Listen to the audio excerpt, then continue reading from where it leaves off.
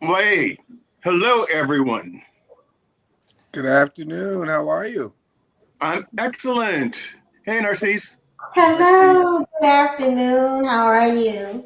I'm great. So this is the second episode of the UBU Live podcast, and um, it's interesting because I really want to have an open dialogue and talk about anything that you guys feel is relevant today. Can you hear me? Okay. Hear you fine. Yes. All right. So just so that the people out there know, Narcisse and I have never had a conversation. We've never met. Um, I asked her last week, would she co-host with me? And she said yes. And I was like, yay. And Pancho used to work with me, and we haven't spoken in 15 years. Wow. So Yeah. yeah. So you life goes down a different track, but we worked together for about 6 or 7 years. So once you form that bond, you can always call them back up and say, hey, I'd love to talk to you. Narcisse, I want to start with you. You have a very interesting background. I kind of got scared when I saw that you are a mental health, human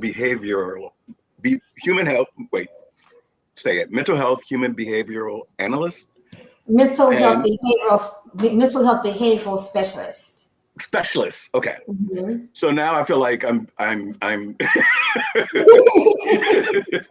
now I feel like I have to like watch how I sit and make sure that I'm projecting properly and not seeing too overboard. But you do a lot of stuff, and much of what you do, I think a lot of us need. I know I was reading through your profile and I was like, she can help me a lot right now. So um, tell us about yourself in So, your own okay, words. if you guys will excuse me for a second, I don't know if you can Yeah. tell, but I'm like really short, right? And I'm only sitting on one cushion, and so you can barely see me. I'm going to get another cushion. Hold on. That's fine. That's Yeah, the fun. That's the fun of the live podcast and being unfiltered is you don't know what's going to happen, and I kind of that's the part that's exciting to me is that you just don't know. Narcisse, my wife is 4'11", so I understand your you, pain. okay, I so understand you're your here. pain. We're literally here. Yeah, exactly. So this is a little better. So you asked a little about me, and Yes. so number one, I'm a veteran, right? Thank you for your And service. thank Thank you for your you. service. Same here.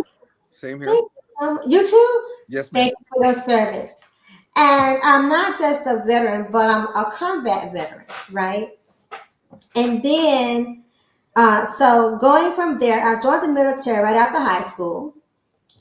And from there, once I got out, I did 4 years active.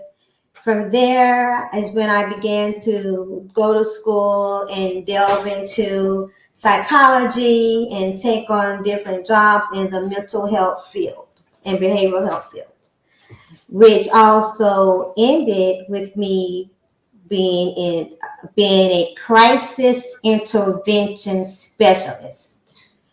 So I've which dealt with which means I'm sorry. So, crisis intervention specialist means someone that deals with someone that's in the thick of a crisis and getting them from that crisis into a safe place, Okay. de-escalation.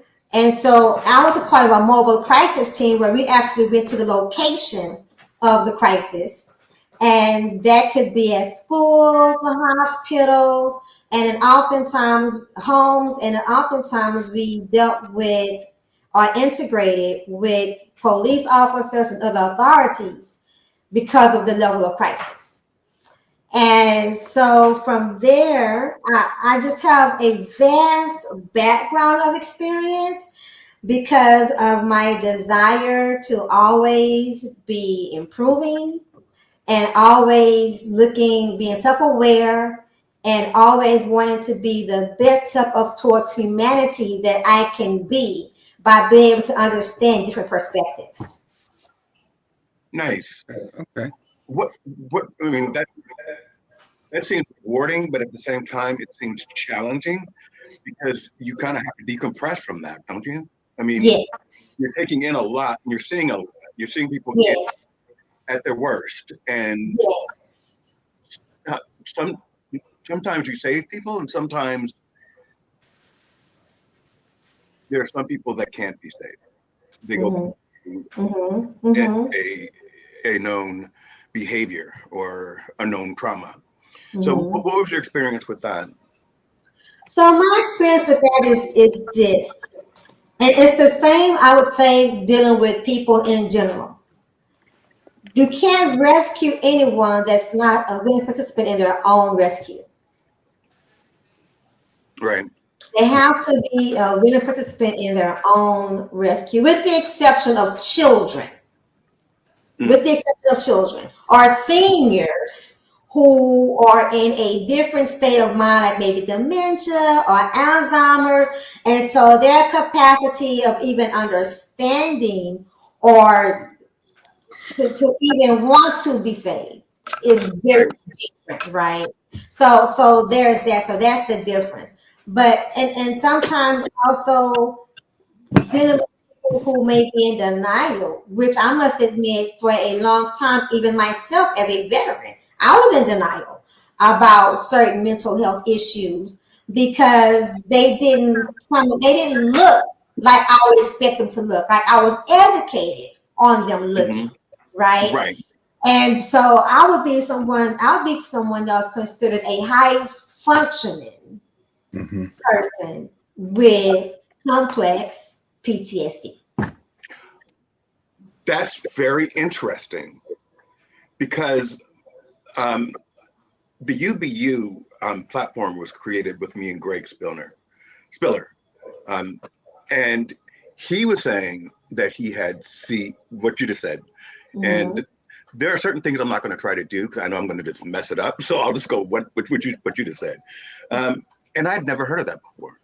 Mm-hmm. So There- um, you- you'd be surprised at the return rate of combat veterans that have it that don't show symptoms of it. Right. You'd really, be, you'd really be surprised. Yes. did you experience the same thing? Uh, um, at times, yes. Mm-hmm. Uh, and it just depends on the person and how they Yes. compartmentalize it, and how they deal with it. For me, when I was in the service, I was a security police, so I was always in the front lines of the worst, Mm-hmm. whether it be in combat or even back in the States when I was just, policing the each other. So I had a tainted look at everyone else. Um, but for me, it was very easy to put off what I could control and what I couldn't control. And a Mm-hmm. lot of people cannot do that. You have to be able to understand what you can control and what you can't control. And when you realize that and you let what you can't control go, your mental health is a little bit better. Mm-hmm. Did it help when you met Amy because you have a very, very strong family? You, your wife, your two kids, your grandchildren. I mean, that's a support system. Um, I don't know about Narcisse. I'm single. I'm by myself with two dogs. So it's different. So what do you think helped you to be able to adjust and recognize those symptoms? She was, when I met my wife, she was complete opposite of me. Mm-hmm.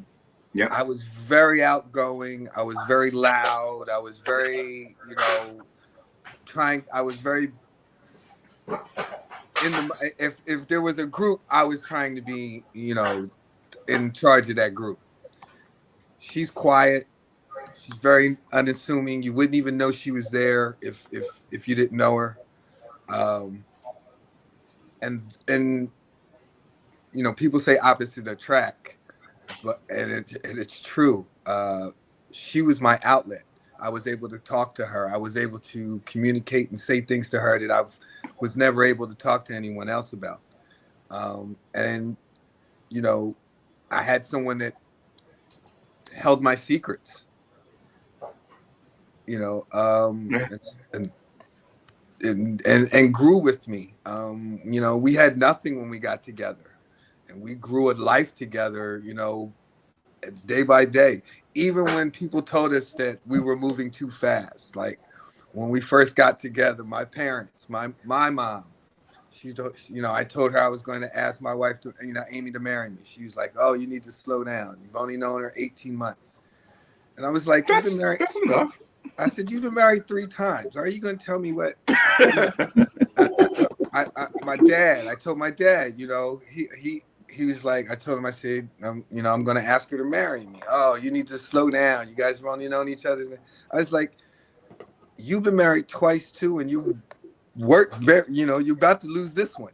You know, so the last people I was taking advice from was them, you know, Right. and I told her when I first met her, I said, "I knew the moment I met you that you were the one."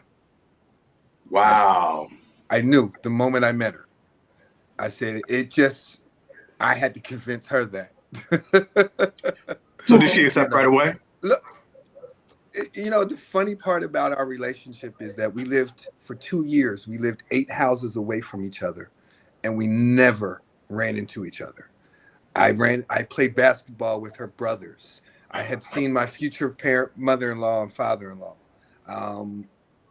You know, our paths never crossed. And that one day I decided, do I want to get gas or not to get gas?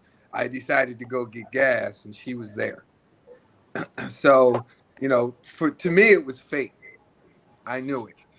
And, you know, we haven't been apart since. We'll be celebrating 29 years this year. Wow. Yeah. You know, That's fantastic. yeah. 2 kids and 2 grandkids later. Chai Dong said, "Love this. Be careful who you're taking opinions from." Exactly. So back to Narcisse. So we were talking about the CP, that thing, that condition. I'm sorry. Okay. PTSD. And everybody understand that I am flawed, and I know if I'm going to mess something up. So if I throw something back, it's because I'm going to start. It'll take me 10 minutes to get the word out. So back to the subject on you and how you dealt with it and what type of support you had, and then how that led you to help people that were in need of help. So I was helping people long before I even realized that I had issues that needed to be dealt with, right? And most of it was when I was doing mobile crisis. There was this one individual who was a sergeant in Vietnam and several other wars that we would go out to many times for crisis. And I remember when I first went out on a call with him, and I connected with him because of not just where he was then mentally, but because of his experience, right? And I would always be able to calm him down and to be able to calm him down enough to be okay with getting back into the shelter, his residence where he was at the time, and not hurt himself or hurt anyone else, and not become overtaken by the guilt of survival, that he had experience as well, that he was dealing with being someone that came back and lost soldiers in the war, right? And my ability to connect with him, because being in similar experiences, right, and knowing what kind of things we face, I had that compassion along with that relatability. Because I had, and I all in the back of my mind, I had this fear and this anxious thought of snapping, because I never talked about my experience. So I started in Desert Shield of the Storm. I never talked about my experience. I never talked about what I saw. I never talked about a lot of things. When I came home from Desert Storm, Desert Shield, there was no way of reintegrating back into civilian life. There was no debriefing. We're like robots. It was like back to duty as is. You put things back together, put things back in place. You're back on duty. You're back on roll call. And that is what it is, right? So, but in the back of my mind, and when I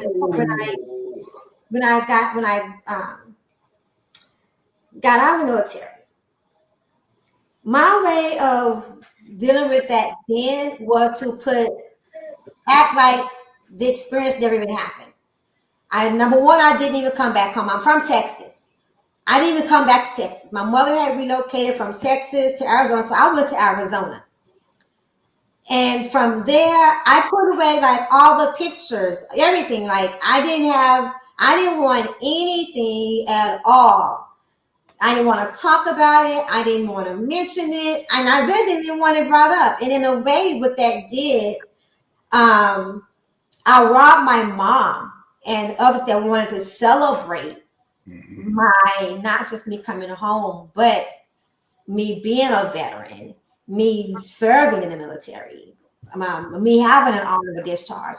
I robbed them of the pride, because whenever they would bring it up, or whenever anyone would bring it up, I would get defensive, like, and I would kind of feel betrayed by it, like who told you to share that information? And so what I didn't know was that was a sign of PTSD. I self-medicated. I came home and I got out and started to party, and continued to party for 9 months until I realized that I was killing myself, to be honest. Damn. Because it was just a daily routine of drinking and getting high. So I know that you are were a big proponent of the ganja, right? I know. Still am. Okay. So you're talking about something else. Yes. Drinking and other things. Okay, Yeah. Got you. All right. I just wanted to make that distinction. Yeah. I had a very, very good support system. I had an uncle that was still in the service, and my family got me help. And I moved from the East Coast to the West Coast. Okay, from Philadelphia. From Philadelphia to Los Angeles, and I moved in with my dad and my brother and sister, and that changed my life. It gave me purpose again, and I think that's what it really is. I think when you get out and you come home, your responsibility level is nowhere near what it used to be when it was in the service. So you really feel inadequate, and you have no real purpose. So you compensate for different things in different ways. She shut everything down. She shut it all out and shut it all down like it didn't exist. I went the opposite. I wanted everyone to know what the hell I did, and we were going to celebrate it and drink it and be happy that I was home. So everyone had their way of handling it and dealing with it. When I moved out here to California, I decided that I was going to change everything that I was doing. I stopped drinking. I stopped getting high. I got clean and started working, and basically doing what I was doing in the service, security, because that's what I knew. It was easy. Mhm. It was, it was easy. You fall right into it. You got an honorable discharge. You can do everything. Companies will hire you in a second, and you just fall into a routine. Um, for me, the move and the change of environment was everything, Mhm. everything. Because after that, even when I went back home to Philadelphia, I could see myself hanging out and still doing some of the same things I used to do. And it's just, I had to change my environment. So it was triggering Yeah. when you went back. Yeah. But you go back often, don't you? Well, my mom's still home. Right. I'm home at least once a year, if not more. And when my Eagles win the Super Bowl, I go home more. Like this. Congrats. Thank you. Congratulations on that. I just had to slip that in. Oh, of course, of course. So it's interesting because one of the things I wanted to talk to Pancho about was being a veteran, and so both of you guys being a veteran, it actually adds to the conversation. Um, so I'm going to ask you guys a very. So, what are your thoughts about um, what you guys put your lives on the line for, and the direction we're heading in today? Deep, right? I think about that a lot.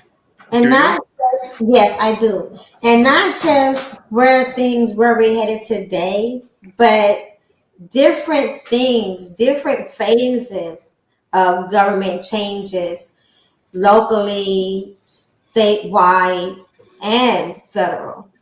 Um, I think about, and I don't not only think about the changes within the governmental system overall, I often think about as well some of the things that myself and other non-white people faced while in the military and still face post-military. So I am every day confronted with my service to the country, to this country, and this business of a country. And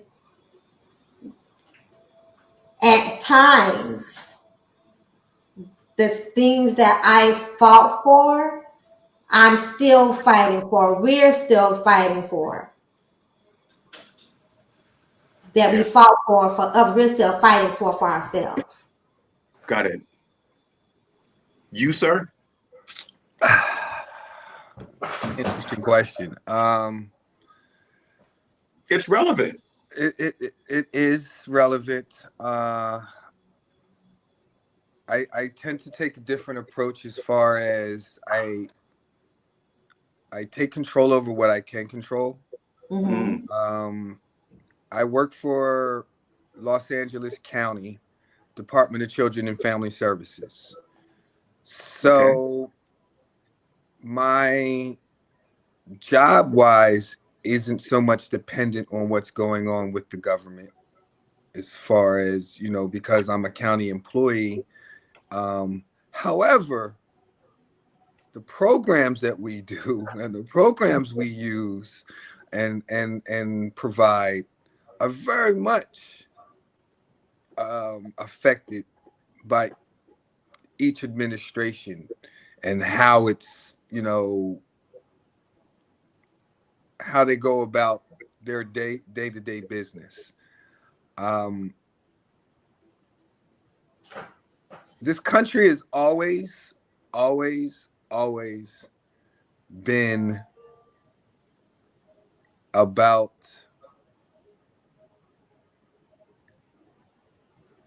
I Just say it, because I mean, it's always been a debatable. it's always been a capitalistic, Mhm. you know, society. Now though, they're not trying to hide it. They're not trying to cover it up and make it look like, you know, we're doing it for the good of the people. Now it's just because they want to. They need. They, you know, it's for the good of them. It's no longer for the good of us. You know, and when I say us, I mean the U.S. Right. It's a business now. It's a corporation. It has always been a corporation. Yes, but we were the stockholders at one point. Right. Right. Okay, and to be honest, we were the stockholders. We put in what this country did, and you know, we defend and everything like that. It's no longer that anymore. Right. It's no longer about us. Mhm. And to be honest, I had this conversation with my son and some of his friends. You know, they're all in their early 20s. The minority in this country is the white man. Uh-oh. Yeah, you heard me. You heard me say the minority in this Uh-oh. No country. lies told. No lies told. Yes. However, they happen to also happen to hold the power for the moment. So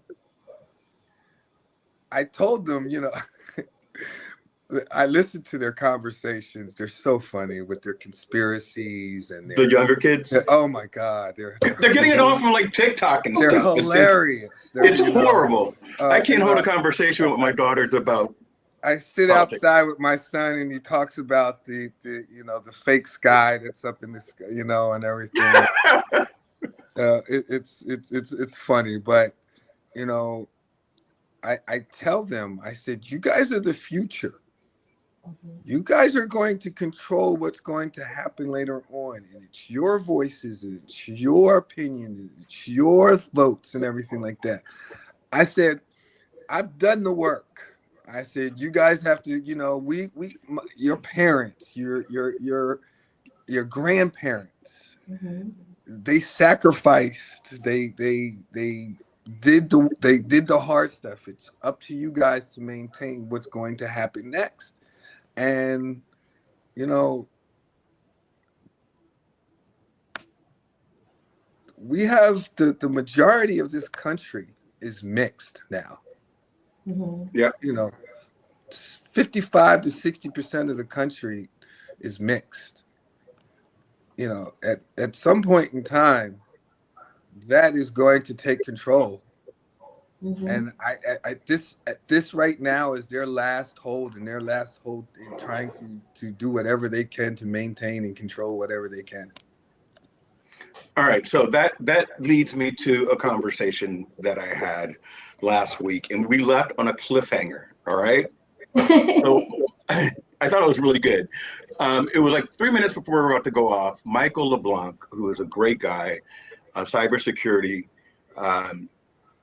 He's looking for a position. So anyone out there, Michael LeBlanc's your guy. He said the 2016 and the 2024 elections were America saying that we need a change in the administration. And I asked him, I said, is that true? Or is America not ready for a female president? Because if you listen to what they said about Hillary Clinton, and you listen to what they said about Kamala Harris, I'm going to just say it real quick. I don't like the way she laughs. She doesn't smile enough. There's something about her. I don't know what it is, but I don't trust her. Her haircut is wrong. Her haircut is too long. And when you go to, there's something about her. And remember, her is Hillary and Kamala. When you go to, there's something about her that you don't trust, but you trust someone who had a 34-count felony against him, a sexual assault against him, several bankruptcies, impeached twice, and you trust him more than a qualified female. That's the first thing, all right? The second thing is, and I'm giving this to anyone out there that wants to talk, come on in. I'll invite you on the stage if you have opposing views. We're great with it. The second thing is, why in the hell would someone vote against their own interest? Why would someone vote against their own interest? So right now, I'm hearing all of these people out there, from women to the Hispanic community, saying, I didn't know this was going to happen. He told you it was going to happen. He said he was getting rid of all of y'all, but the people that went back to Pakistan didn't think that meant them. Mm-hmm. You know, it is unbelievable the amount of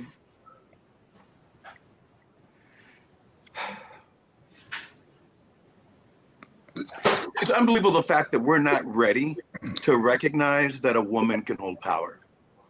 Mm-hmm. Especially when you see it in Germany, you see it in Mexico, you see it in New Zealand, Great Britain. I mean, Margaret Thatcher was 20 years ago, 30 years ago, the head of parliament. So what are your thoughts on that? I know that was a lot, right?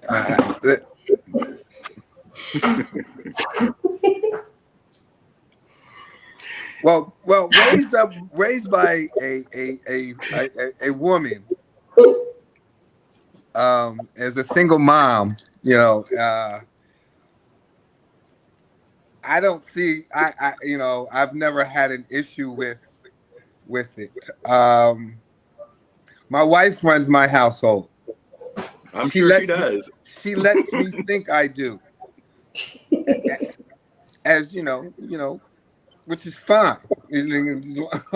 But I do not know what the problem with Americans are with a woman in power.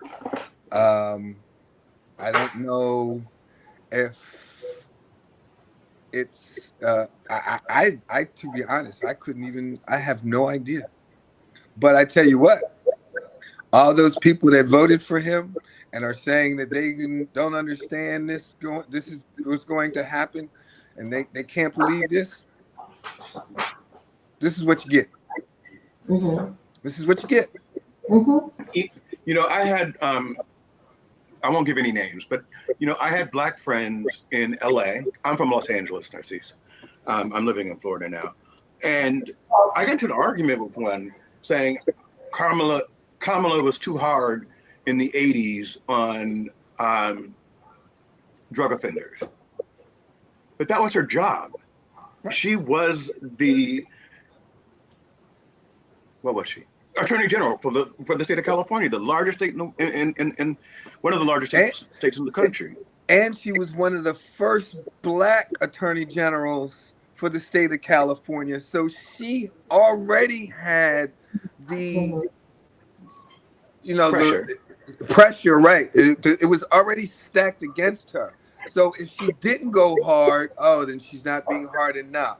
You know, if she goes too hard, then So she was stuck between a rock and a hard place anyway. And I to be honest, I think she handled it quite well. I think she did her job. Absolutely. And as far as people in California and how they feel about her. Did Narcisse fall?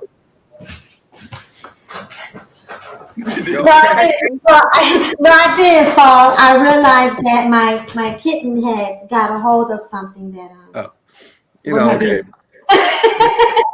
But you're fine, right? No, I'm fine, thank you. Okay. Pancho did a big old crash in the background, and you just keep on talking. Go ahead. Yeah. Just messing with you. Keep talking. Go ahead. Finish Wasn't in my background. Yeah. You know, it's so. I think she did a great job here. You know, when they stack the deck against you, you do the best you can. Mhm. Yeah, You know, yeah. I apparently we're just not ready for uh, a woman. Period. Whether she be white or black. Yeah, that was my point. I mean, it didn't that I don't think the race was an issue in that. I think it Mhm. was we're not ready for a all right. So don't nobody yell at me. But I really believe that our current administration was not the result of America wanting something different. It's based on what Pancho just said Mhm. previously about holding on to power. So Mhm. you had a black man as president, and then there was no way they were going to let a woman come in because then where's their place? Right. Mhm. Now you've completely lost all hold of everything. First, Yeah, Right. when that the black man, and then you're gonna go from a black man to a woman. Now you're completely out of right. It pocket. might be 16 years, or the next one might be Hispanic, or and Exactly. I think what a lot of people don't get, and I posted about this diversity, equity, inclusion. Um, Stop saying DEI. Say what part of it you don't like. Is it diversity? Is it equity? Or is it inclusion? What part are you mad about? Mhm. Because we are a diverse country. We were called the melting pot, right? Bring Yes. your tired, your poor, your whatever. Come on, let us in. Um, People do not get that in order to be a minority in this country and to succeed, DEI is not getting you a job. You have to be 10 times better than the person on the list in order to get recognized. You have to work 3 times as hard and you have to prove yourself all the time and reprove why you're in that position. Um, which brings me to another question. Y'all ready for this? Bring, Narcisse? bring it. Okay. All right. So we have a guy from Africa that has control over our Treasury Department, has control over the who stays and who goes, who's getting $8 billion a year in federal funding, which is welfare for corporate America. So let me ask you this. He's from South Africa. Would America put up with a Nigerian?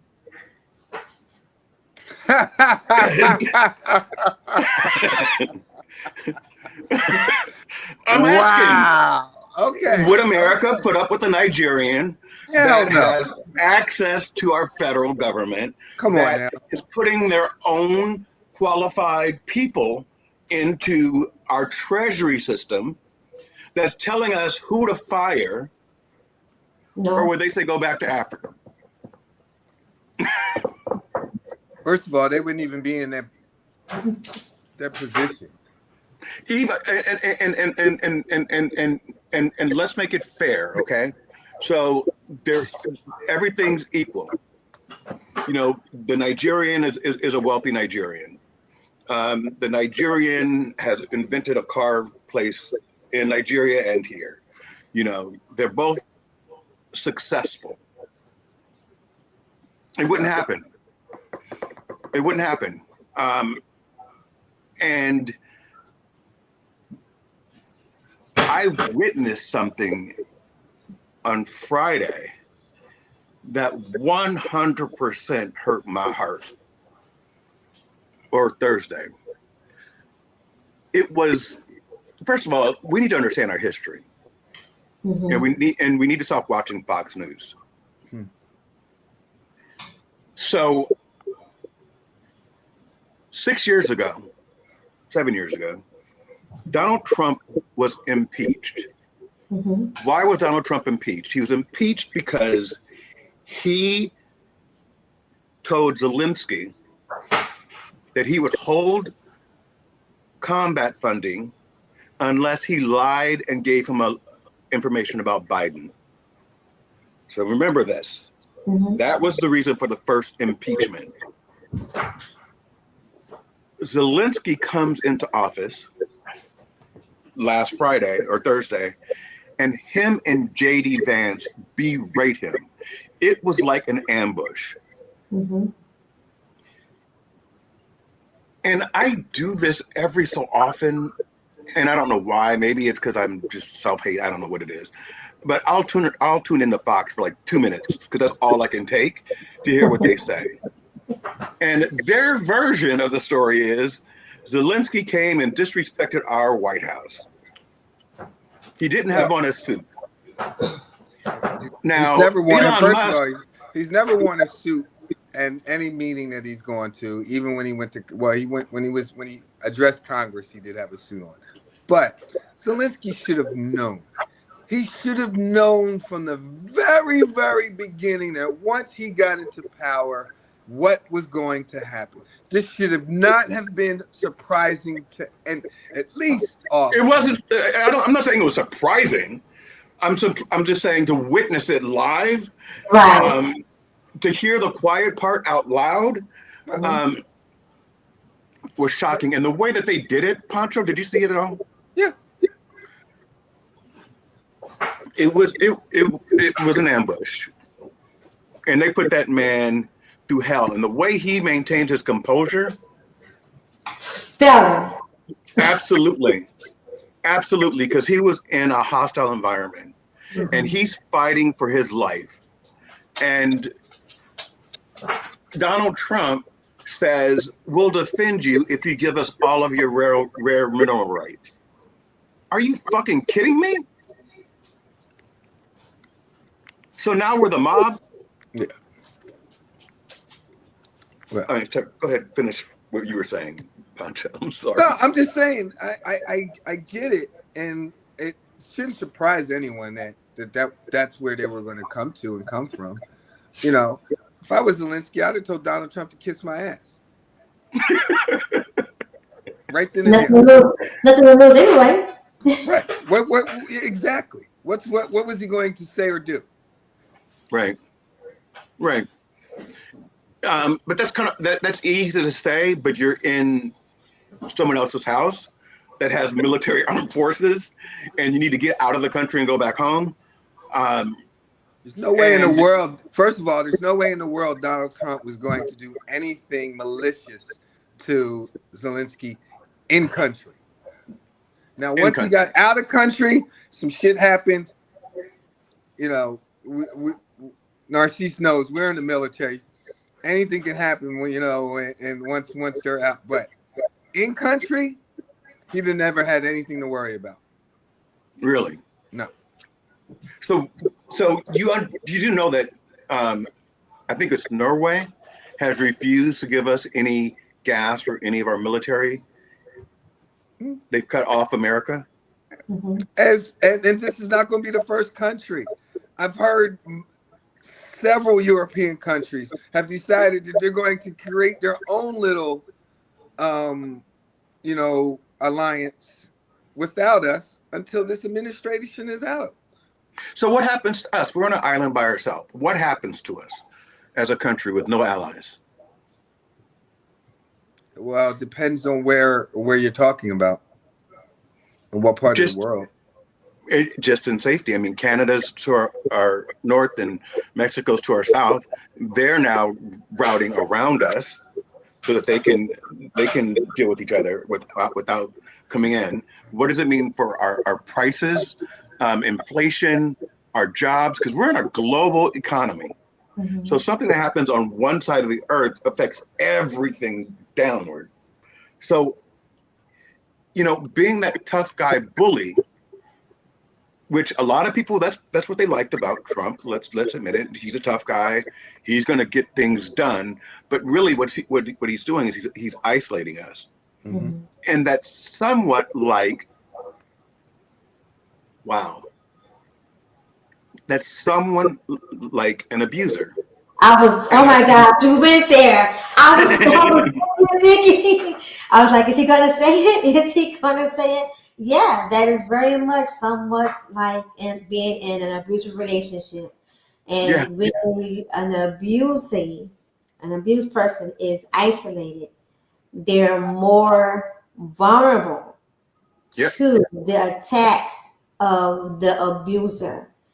Not only that, they have little to zero protection that the abuser knows. That is a fact that the abuser knows. So now he can, or he, it, because the abuse can be male or right, female. So now the abuser can capitalize off of the knowledge that the abused person has no defense, no yeah, support. yep. They can I pretty post much have their way. I posted something today that um, I don't remember her name, so I'm sorry, but she's a journalist. She posted the Saturday Night Live opening from yesterday on Facebook, and they rejected it. They wouldn't let her post it. They Hmm. censored it, Hmm. and the opening was about what happened with Zelensky in the White House, because it's a satire show. Right. That's So Joy Reid just got fired from MSNBC, a prominent black voice in the media that is very direct about what's happening in the administration, as well as there is a Latina that also hosts in Rachel Maddow's place at 9 o'clock. So they've gotten rid of two diverse voices at MSNBC, and then Michael Acosta also, um, who's a white man, was released because the administration, in my belief, is trying to capture more of a statewide media to control what we see and what we hear. absolutely, Mhm. absolutely. Mhm. Here's the issue though with that social media. So But they, I just told you that they wouldn't allow her to post I something yesterday. right, but that's not the only. That's not the only avenue or you know, um, uh, and it's very interesting on how they're trying to control the media and the narrative that is going out. Absolutely. But the more that and it's actually that's it's the more that they try to control it, the more that it's being seen that it's being controlled. Right. Mhm. You know, Mhm. so they're kind of hurting themselves at the same time. Right. People, the one thing that people do have control over is social media because people have, it's been going on for so long now that people have made so many connections across the globe that would have never been made before, Yeah. that even if even when they try to silence a voice, a popular voice on social media, on a platform, other voices surround it. Other voices become aware and uplift their own. Right. And people have now become so tech savvy themselves that they'll go and create their own platform. Hmm. So how does that? So you said social media is huge, right? But Elon Musk owns a platform that has more members than people in the United States. So he is actually the largest Does he? media person in the world. Yeah, that's what they said. You can Google it. I could be wrong. Never trust me as a source. I'm giving my opinion. I But guarantee that's what I heard. Guarantee you 15 to 20% of his rate are bots. You could be right. I don't trust. If not more. I don't trust any of that. But damn, I'm getting old, Pancho. I have no idea what I was going to say. So what you were before Pancho interjected was you say the people control social media. Well, oh yeah. There you go. Okay, so he asked to buy MSNBC. Donald Trump made Facebook pay him $20 million in a defamation case and to give him a seat on the board. Jeff Bezos, the owner of Amazon, also owns the Wall Street Journal and just said that he would not allow certain views to be expressed on the Wall Street Journal unless they aligned with his. Didn't he just pick up the Washington? Washington Post. Washington Post. Yeah. Yeah. See, I again, trust but verify. Right. They both began with a W. You can't believe what you read anyway.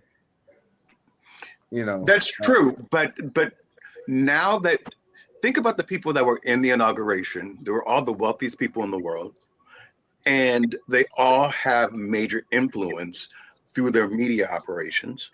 So they're telling us what to believe, and they also are tech savvy, so they have algorithms to deliver to you what you want to hear. Right after January 20th, and I don't know how this happened, but right after January 20th, all of a sudden I was following Donald Trump on all my platforms. I had to delete it. I don't when did I start following Donald Trump?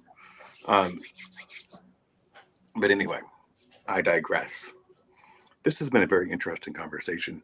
Contra, I have a question for you. How are you?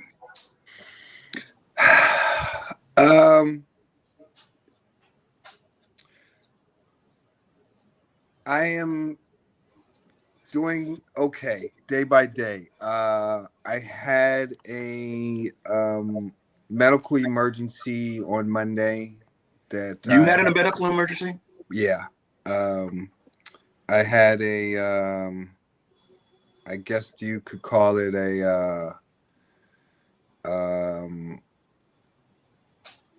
a seizure. Okay. And the doctor said it's basically from dehydration and stress. Now, for those that don't know, I lost my house in the Eaton fires last month. Oh, I'm so sorry. And the house had been in my family since the early 80s. I had brought it from my parents in 2000. So not only were my brother and sister raised in that house, but my two children were raised in that house, and my grandchildren were beginning to be raised there. It's been a little overwhelming, to say the least. And I've dealt with a lot in my lifetime as far as having, different, going to war, living in different places, packing up and moving at the drop of a dime. But to lose everything, it's been a little overwhelming.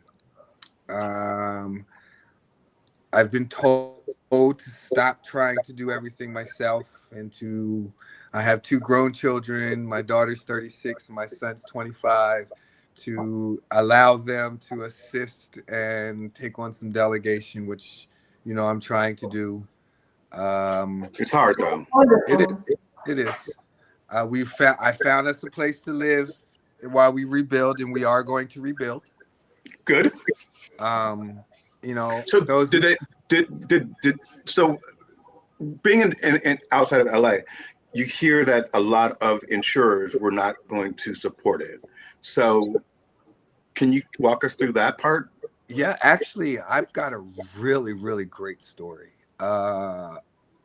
June of last year, State Farm sent me an insurance bill that was 3 times my mortgage.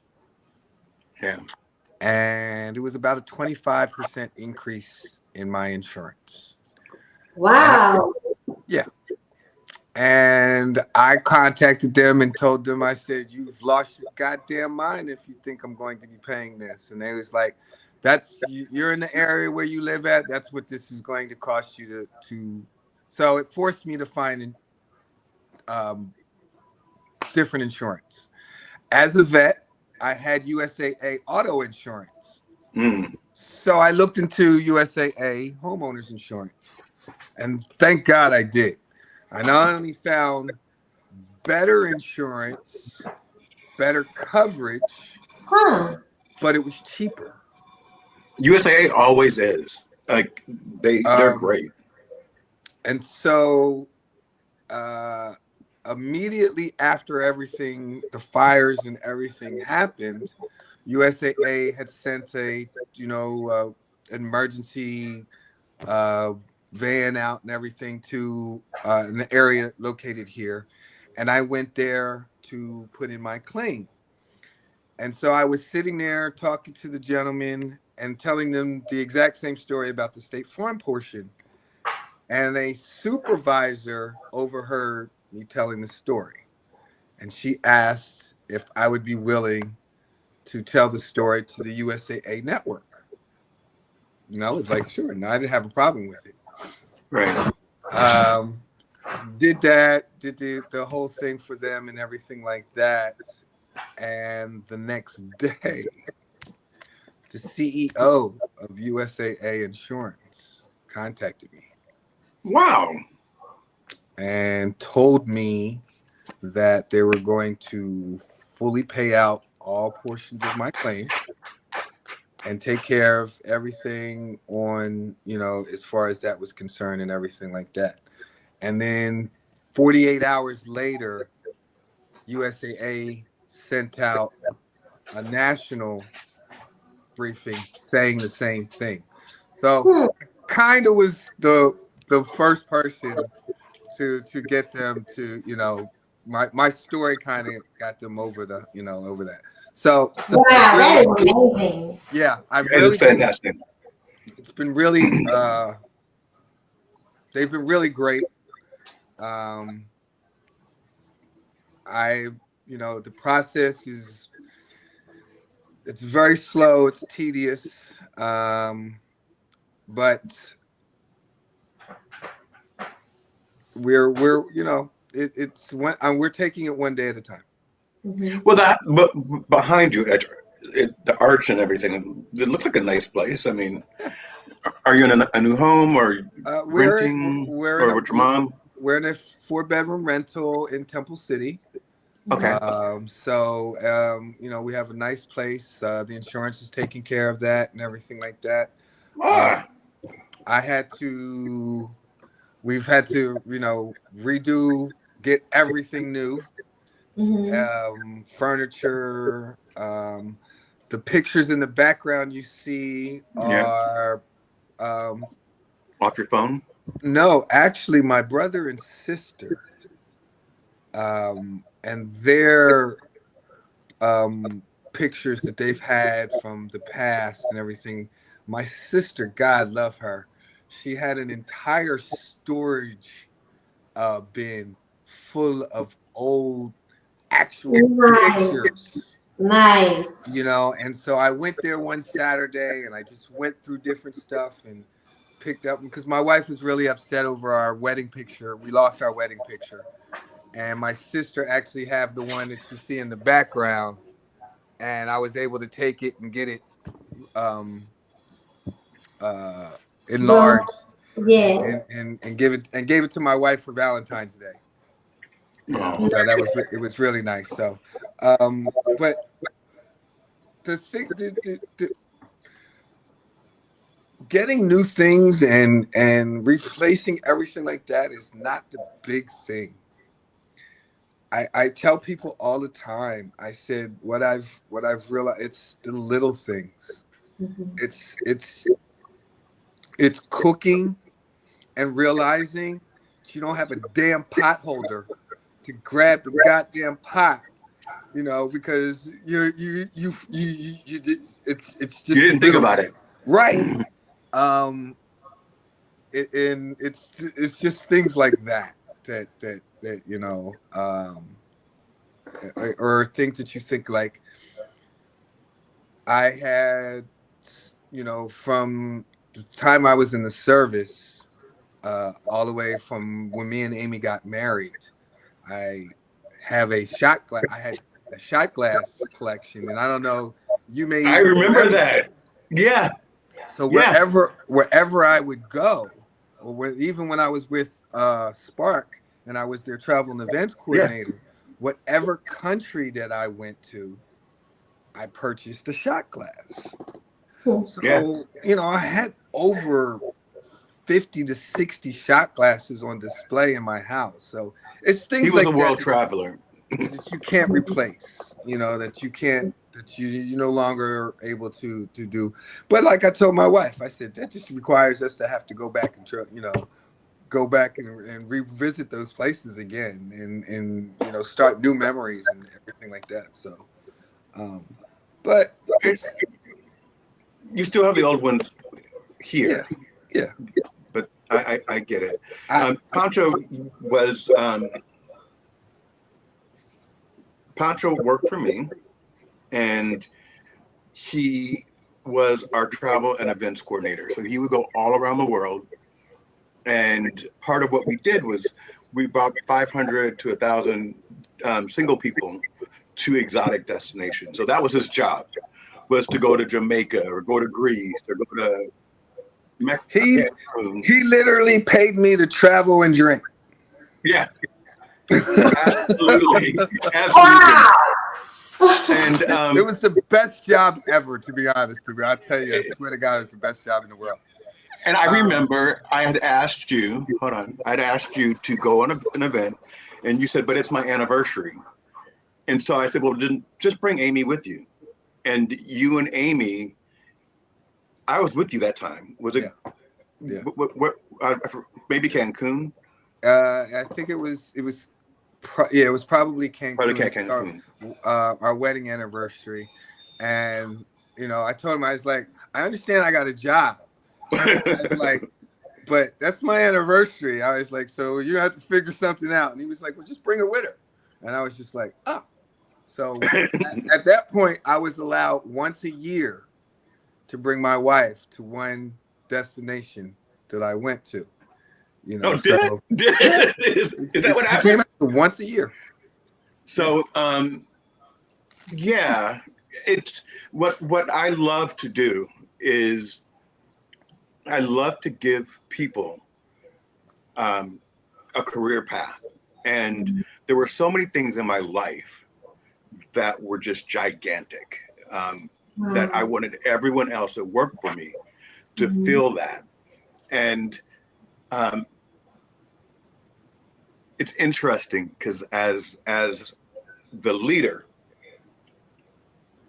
you put the best people in the best place. Mhm. And a lot of times, and we won't mention any names, but a lot of times the people that you put in place say, I did it. No, you didn't. I Mhm. created the vision. I said, Mhm. this is how it's going to go. And I Mhm. removed all obstacles so you can be a success. Mhm. Yeah. And Pancho felt that because there was one time, so we had a shakeup, and it was Pancho and another guy, and two other guys. Mhm. Um, and the elder in the role berated them on a tour, on one of the tours, like, you're not qualified, I've been doing this for years. I don't know if you remember that or not, Mm-hmm. Pancho. And I removed that obstacle. so that they could be a success. Mhm. And no matter what happened, we always had a succession plan where the area would continue to grow and flourish. And it actually became better under them, Mhm. and more popular.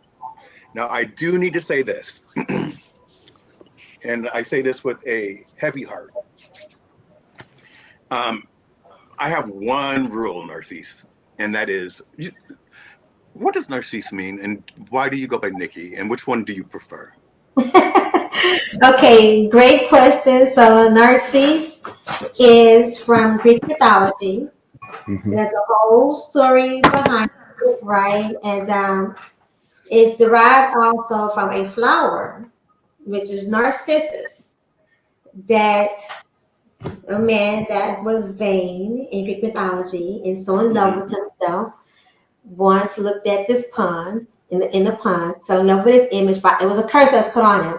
So he fell in love with his image in the pond. It turned into a flower, and that flower is called Narcissus, which is a daffodil, right? So my mother named me Narcissus. Long story. She was taking Greek mythology when she was pregnant with me in college. Gave birth. Didn't have a name yet. She felt the name was fitting because she loved the way I looked so much. Just thought I was so adorable. And here comes Narciss. Nicole is my middle name, so I go by Nikki. Nikki. Okay. Yes, I go by Nikki. And either one works for me. I Okay. Narciss, and you say it perfectly, right? I when I started using Narciss, it wasn't until actually I was in like my last year of junior high, going into high school. Perfect conversation piece and perfect icebreaker. Yeah, yeah. I was wondering because a lot of times we do things to make other people feel comfortable. Hmm. And my last name is Rochelle. And Hmm. growing up, I would hate being in the roll call first day of school because they would call Mhm. me Raquel, they would call me Rachel, and then all the people in the school would go, "You have a girl's last name," and so we are taught at an early age to kind of shrink ourselves to fit into a mold. Hmm. Um, but I digress. I'm going to go back to what I was going to say. I have one rule, and that is when you're at work, no matter Hmm. where you're at, Hmm. meaning whether you're at a bar or wherever. And that was my one rule. And I decided that I was going to quit my job a year before I did. I didn't tell anybody though. And what I decided to do was I said, I'm going to go on every single event, every single trip. And that one year, I went on every single trip. So my last month, I left in October. And on October 7th, we went to Greece. And I knew I was never coming back to the office. And Pancho and Brian and Joel, um, they were like, take a shot, take a shot, take a shot. And I did it and I did it. And they were like, oh, you missed one. And I, I remember that. yeah, I will never be able to forgive myself for how I treated Joel. And I wish I could tell him myself how sorry I am because I was just mean. I pushed him over a couch. I think I put him in a headlock. It was bad. And Amy was there, I think. Was she there? She may have been. I'm not sure. But it was so it was against my character. First of all, it was not how I act. I was so hungover the next day. I think we were in Croatia, Hmm. and I couldn't even go. I didn't even leave the ship. I couldn't go. So I waited 15 years to tell Joel I'm sorry. If you talk to him, say, I Joel, I'm sorry. I actually Um, speak to Joel once or twice a month. We Good. we How's he keep in doing? touch. He's doing good. You know, he's got a baby. Oh, Yeah, he's a father now. which is hilarious. That's hard to believe. Yes. Pancho is about 15 years older than me. Me and his daughter are the same age, 36. Yeah. And Joel, why That's the in hell are his you guys delusional laughing? mind. That's in his delusional Why? mind. Why are you laughing? I don't see the humor in that. So, Narcisse, just to give you an idea, Narcisse, of Such a comedian. I love it. right, just to give you an understanding of how we worked, there was 3 of us that worked. It was me, Joel, and Brian. We used to call ourselves PB and J. Okay, Joel was the I youngest. never worked. I never worked. Right, Joel was the youngest. Brian was the middle one, and I was the older one. You know, so it worked out great because we all had our, you know, our age group that we could hang with and handle. This one over here, you know. Me? Yeah, you. Well, Yeah, you. You know. He knew everything all the time. It was funny. But he was a great boss to work for. I will say that. He did give us quite a bit of opportunity to learn and grow from where we actually were. Yeah, I appreciate that. Thank you very much. When you say I knew everything, you mean I had my pulse on the operation? Yeah. Yes. I'm supposed to, but remember this too. I didn't go on those trips once you guys got up and running. Right. I did it the last year. I did it the last year because I'm like, I built this from the ground up. So why am I not taking advantage of it? And that last year, I didn't even work. I told Pancho and Joel and Brian, don't tell them who I am, because instantly it would diminish their power and people would come to me. And I was just like trying to, you know, blend in and see the world. Right. I had a corner office that was all windows and it overlooked the Hollywood sign. And I had an 80-seat call center and I made all the desks face their windows. So I couldn't give everyone a corner office, but they had the same view that I had. And then I couldn't send everyone to a trip, but if you were in customer service and you worked for me, the highest salesperson actually got to work on the trips. I think that's how Pancho. That's actually how I got the job. Nice. Got the job. Yeah. He was always the highest salesperson. Well, and not only that, but once I got on the trip, the coordinator at the time, Lavinia, she realized how much of an asset and how much of a people person that I was. And with those trips, a lot of times you had a majority of women and less men. So having a male voice helped, you know, navigate some of the different stuff that we would go through. Right. And I think also the age, as you kind of did the age group,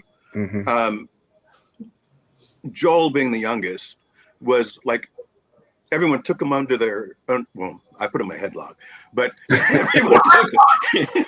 By the way, I have pinned that so you can come back to that, okay? No. So it was, I'm going to be really honest, it was bad. And I don't make excuses for myself, but I told them over and over, I don't want to drink. And they thought that they were doing something nice because they're like, this is your last hurrah, have a shot. But what I didn't realize is that every time I took the shot, they would move another one in front of me and go, you didn't take it yet.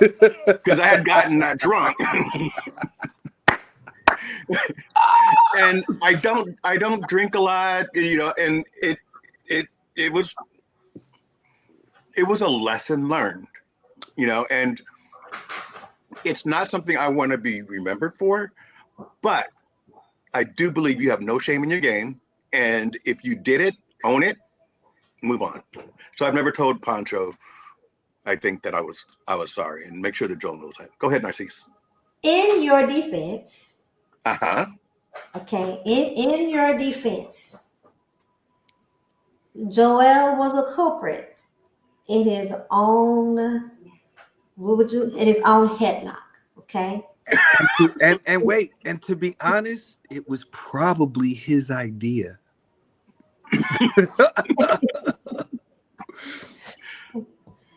Okay, I hear that, but He was the boss, you know, so he feels yeah. some type of way. Well, not only that, I loved everyone I worked with.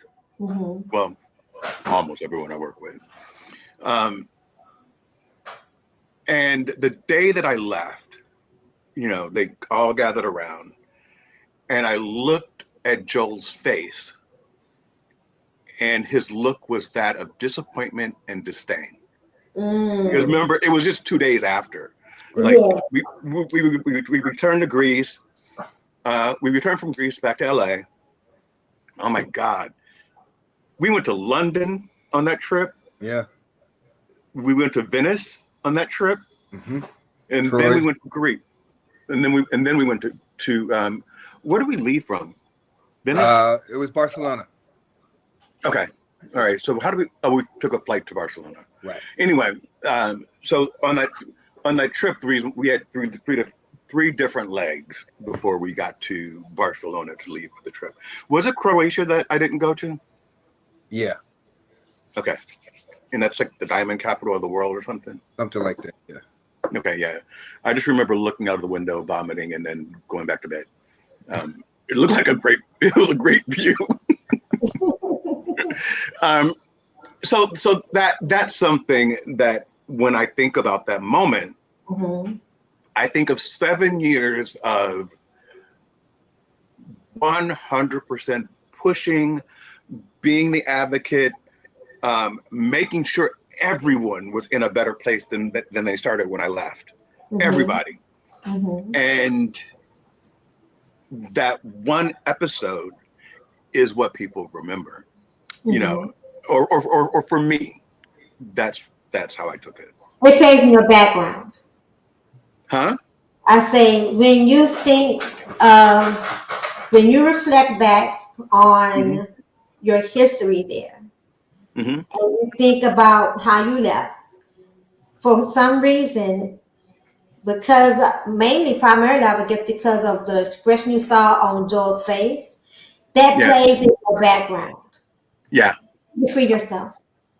Yeah. You need to forgive yourself, and you need to free yourself. Yeah, you do, because it was 4 hours out of a 7-year career. Right. And I've talked with Joel, and we've had numerous discussions about me.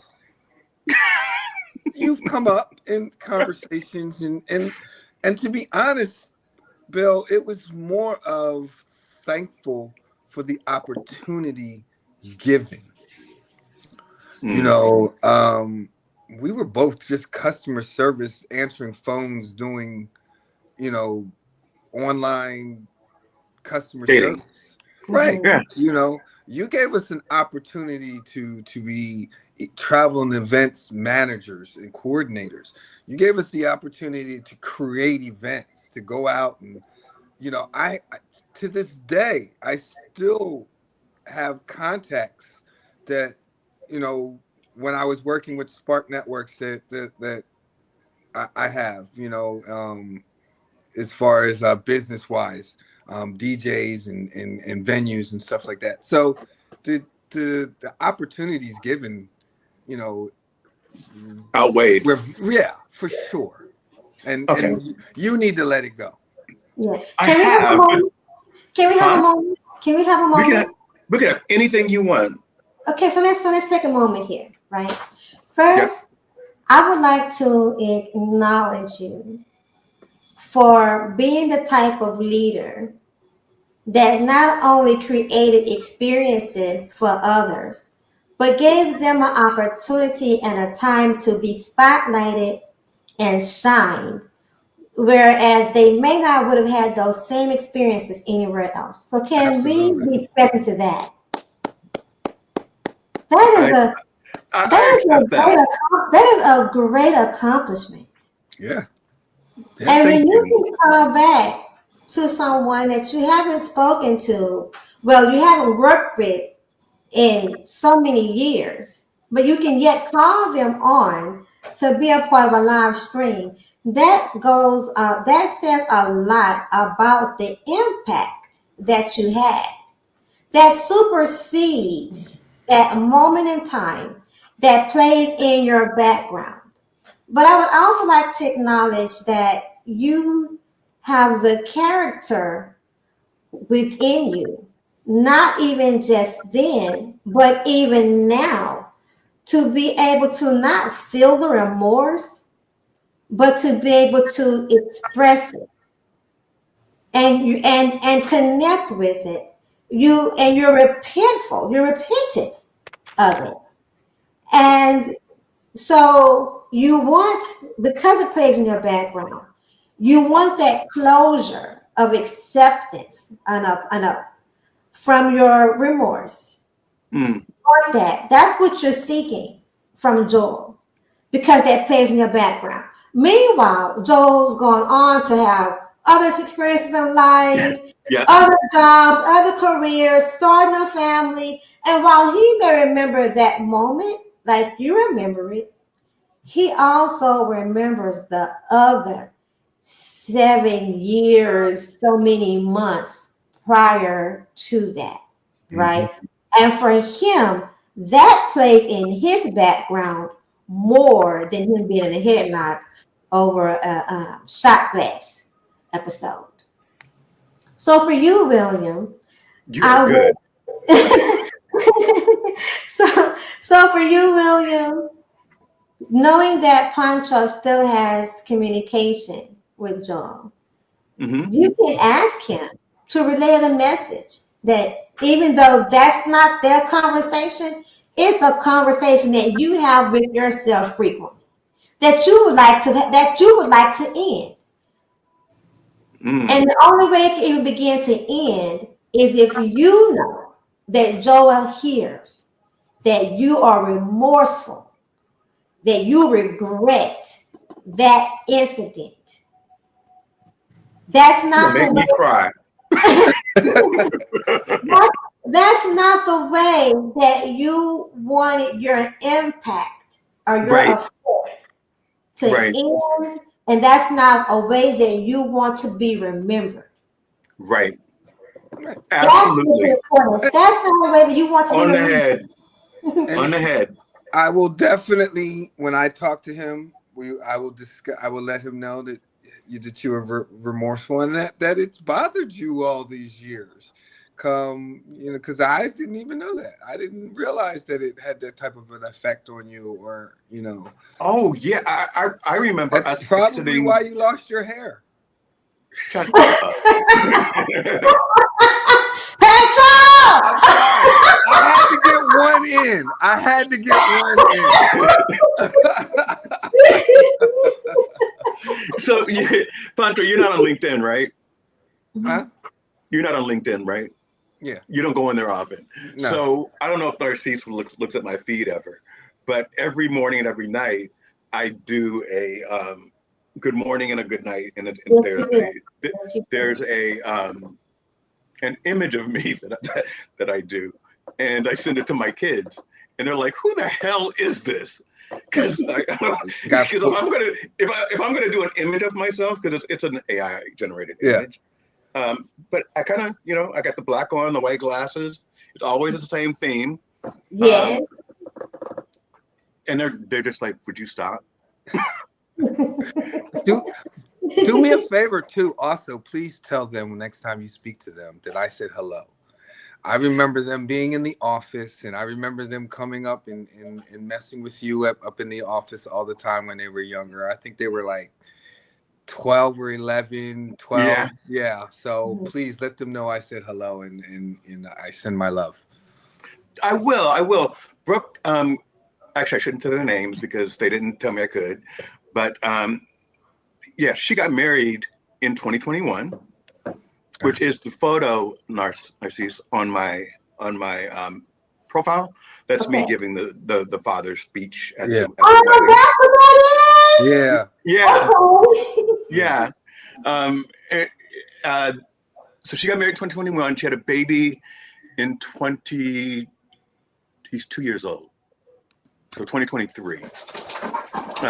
Yeah, 2021 she got married. 2022 she got pregnant, and then in 2023 she had the baby. And Amanda is still single. They own. Let's do our pitch right now, okay?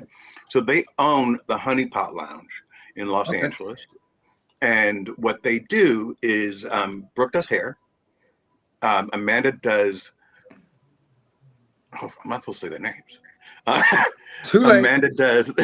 Amanda is an esthetician, Okay. and she also does waxings. And I think she does body sculpting as well. Mhm. So if you ever need a facial, go to Amanda. She'll take all the hairs out of your nose, out of your ears. Have you ever had that done before? Not my ears, but my nose. Yeah. You've had them stick the things up there Yeah. and Yeah. pull them out? Yeah. Horrible. It's not. Not pleasant. I think she gets a little bit of a kick out of making me scream. Other people's pain. Yeah, I'm sure. Yeah. But I'll definitely have to let my daughter for sure know, because she's into all that stuff. Okay. Absolutely. Yeah. She's actually, I believe, on the West Adams district. Okay. The historical district. Yeah. That's now. So LA has no more land, so everything is glamorous in Los Angeles. Oh. Because that was at one time when you and I were growing up. Well, no, you weren't even here then.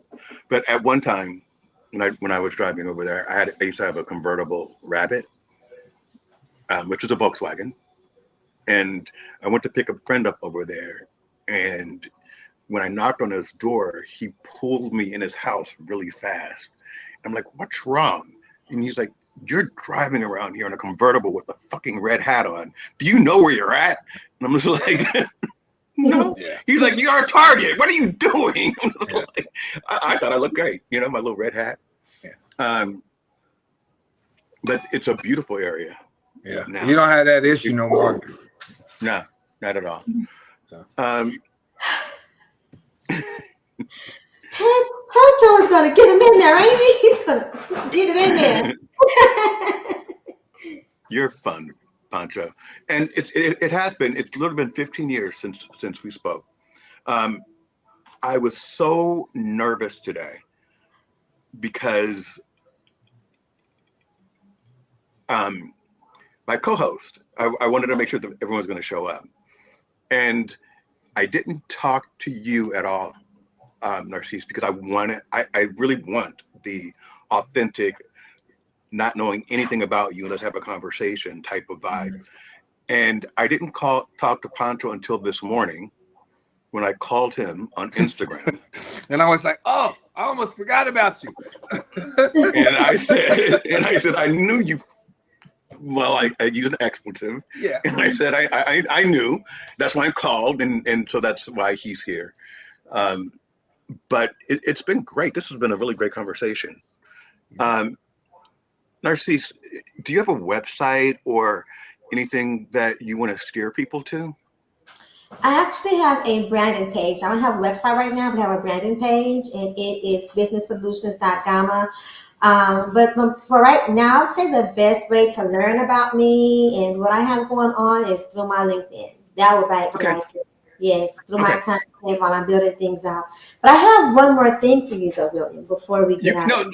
We can stay on as long as you want. I mean, I'm good. To me, this is what's interesting is not talking to him for 15 years, not knowing you. The conversation just flowed. Yes. All right, go ahead. We are in a one moment in time does not define our life. And we are not defined by one moment in time. By one moment of error. We're not defined by one moment or even a few moments of error. Do you receive that? I do. I Okay. do. I I do. do 100%. Now, tell me why I don't have a job. Listen, that's some more behind the scenes work there. That's some more behind the scenes because I have no idea.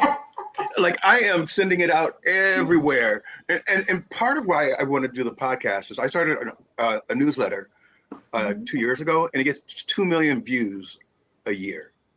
That's pretty good. So I wanted to start the podcast because I kind of felt like when people look at my resume, they think I'm 80 years old, because I've done so much. But I started off super young, and I've accomplished a lot in 30 for being 36. So I felt like maybe I should get my personality out there, Mm-hmm.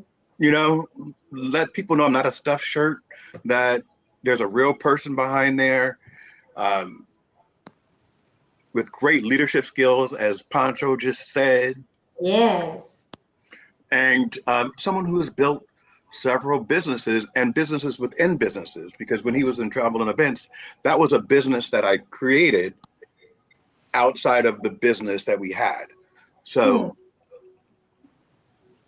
someone hire me. I'm putting it out there because you can't keep it silent. Yes, that's true. That is so Yeah. true. Wow, that is amazing. Anything else you guys want to talk about?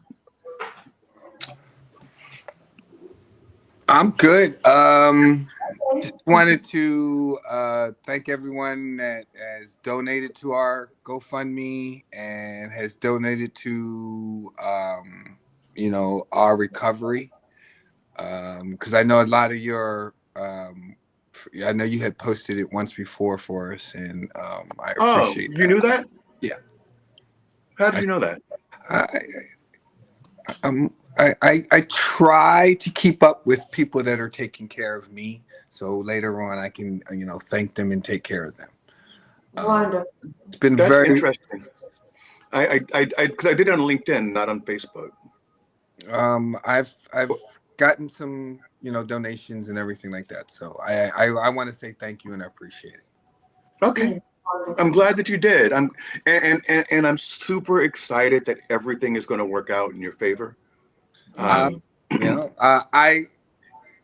will definitely let you know once we move back, and I'm so going I can get upset again, right? No, we're going to have the best housewarming party Altadena has ever seen. Narcisse, I would go to his house for Super Bowl parties and get mad. Why? Because he had the. Do Piss you remember me getting mad about it? So he lived in an apartment building. Okay, I have a house with a swimming pool, with a backyard, a view of the city, in the mountain, in the foothills of Altadena. So and Altadena is very unique in that in the 60s and 70s, it was one of the few places in Los Angeles County that wasn't redlined. And it allowed Black families to buy and create some sort of neighborhood. Mm-hmm. So we are above Pasadena and unincorporated Los Angeles County. That's what Altadena is. And I'm really hoping that most people come back and rebuild, but we did have a very large older community. Yes. So I don't know what's going to happen with them, but as far as the people that I know, my friends, everyone I know is going to rebuild. Good. That's good. And so every time I would go to his house, I would complain. You gotta find something, right? we need to switch places, Pancho. Something's not right, because you're living like a millionaire, and I'm like living in this. Because LA is, it's so expensive to live in LA, and like Pancho said, the people in Altadena, which I didn't know the history of it until the Recently. fires. Yeah. Yeah. The people in Altadena, they generally pass down their properties to their grandchildren and their children. So, Mhm. That was his mom's house, Mhm. that he bought from her. So it was just, it was a beautiful, beautiful spot. It's going to be back. And it will be better. It'll be back. It'll actually be better. That's my saying now. Bigger and better. Yeah. Mhm. We're going to be back bigger and better. So I'm proud of you. Thank you. I'm always thinking about you and Amy and the kids and the grandkids, and you represent a very, very great part of my history, my work history. Thank you. Yeah, absolutely. I'll never forget it. I'll never forget exactly how supportive you've always been, because when you're working on a startup, it's going 1,000 miles an hour. Mhm. And got to be adaptive. Got to be, yeah. And I had the largest operation. I mean, I was over the entire operation. So my hands were in everything. And sometimes, I needed to lean Mhm. on the department to step up because there's so much going on. And Pancho was, that's why he got where he was, not because I liked him more, but because he is a trooper and stepped in and filled those gaps. That's Narcisse, it was a Thank you. pleasure meeting you. Narcisse, it's a pleasure meeting you also. Yes, thank you. Likewise. Such a joy. I am always looking for co-hosts on Sundays at 4. It will be a regular event. The last one went really well for me. So, I just want to keep the conversation going. And you don't have to agree with me. Just come on with your view. And if it's opposite of what we just talked about today, that's welcome, as long as it's civil. As long as we can communicate in a way that helps us understand each other better. And that's the purpose of the UBU. All right, you guys. All right. I will see you later. Amy? Who's that? Bye, guys. Thank you so much. That's her. Hey, Amy! All right. How are you? Amy. Hi, how are you? I'm excellent. You look great. Thank you. Thank you. Are you getting younger?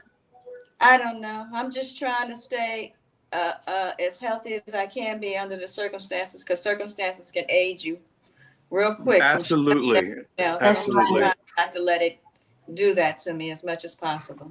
Amen. How are you coping with everything? Not well, but I'm trying to lean on my faith and take it one day at a time. Amen. You know what I appreciate? Being honesty. Yes. Honesty. Yes. You have to say, because we all are used to saying, I'm fine, or I'm blessed, or I'm not well. Not well. That is something that's honesty. And I wish I could do more for you or anything for you, but I pray for you all the time, and I think about you and Pancho all the time. Well, and your love for each other. How you put up with him all these years, I don't know. Yeah, really. So, but it's nice seeing both of you, and it's good to, I'm glad y'all talking to him, because it's good for him to reach out and talk to people that he knows and the people that know him, and help encourage him and uplift him, because it's been all on him. He's been taking all this on his shoulders, and it's not a good thing. Even though that's what he was just saying. Even though he has a partner, he just takes it all on his own shoulders, and I worry about that with him. But I don't know sometimes if he's listening to me when I say that, or if it's going in one ear and come out the other. But I just continue to pray, and lean on that, and pray to God to help us get through this, because it's hard. Yeah, he just said that he needs to release some of it. So, yeah, man, you have a great support system. Lean into it. Don't put it all on yourself, and I think if you keep putting it all on yourself, and you have an episode like you had earlier, it's going to worry her more. And, than if you that- than if you distribute it, because she Right. does not want to be without you. That's and Unless, that is very evident. yes. and unless she has a really good insurance policy. Now that could. It's not about the money. Yeah. I mean, I know. Only I thing know. that might be about the money a little bit is about getting back in my own house, but otherwise, it's not about the money. It's gonna happen. It's gonna happen. And I'm sending you guys a big hug. Yeah. Thank you. We appreciate it. Thank you, my man. We definitely All right. Good talking to you, Narcissus. Nice meeting you also. It's so nice meeting you as well, Pancho and Amy. It's nice meeting you as well. William, if you need somebody, let me know. I'm, every once in a while I'm available. Football season, don't call me. But Okay. I mean, I'm going to do it every Sunday. So you can, whenever you want, join in. I mean, I loved having you as a guest. I love both of you guys as a guest. And it was weird because of the veteran. it was quite, yeah. It kind of like just perfect. flowed. Yeah. Mhm. So, yeah, Thank you. for that. whenever you want. And All right. Narcisse, you're welcome anytime. Okay, thank you. And it was really great meeting you guys. And have a great rest of your Sunday. You guys too. Thank All you right. so God much. bless. Thank you. Ciao. Bye.